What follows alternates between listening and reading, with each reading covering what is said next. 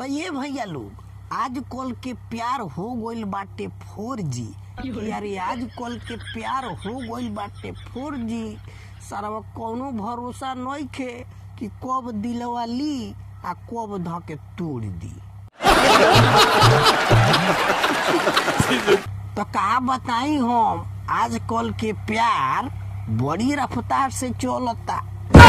अरे इतना रफ्तार से तो जियो के टावर नहीं के चलत जितना रफ्तार से हई लैला मजनू के प्यार चलता।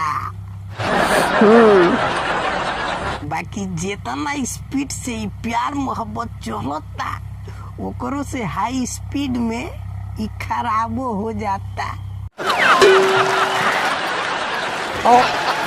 हाँ मने ये से कहतानी कि दिल ऐसन टूटता जैसे बिहार के पुल टूटता।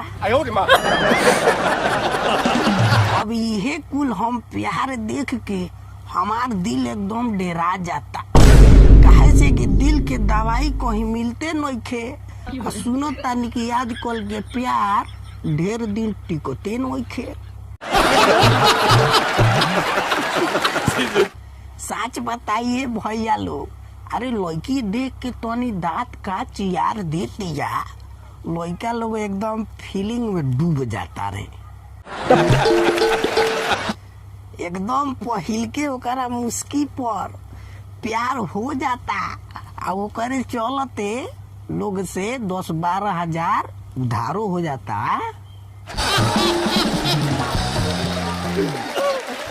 हाँ मने प्यार होता तो सबसे पहला काम रिचार्ज न करावे के पड़ता। अब नौका प्यार रहता आ फटाफट लोग से उधार लेके 84 दिन वाला रिचार्ज हो जाता। आ क्या बताई सरवा 81 दिन बचले रहता नु तले उ दूसरा के साथे फरार हो जाती है।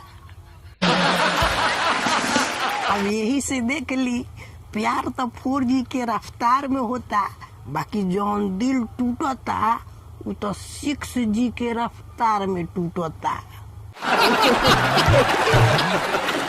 ये सब देख के हम अपना दिल के रोशनी से बांध के रखले बानी कि काहे से हंसत खेलत जिंदगिया तबाह हो जाई। हम 10 पास ना करे तो ले पता चली कि ओकर बियाह हो जाई।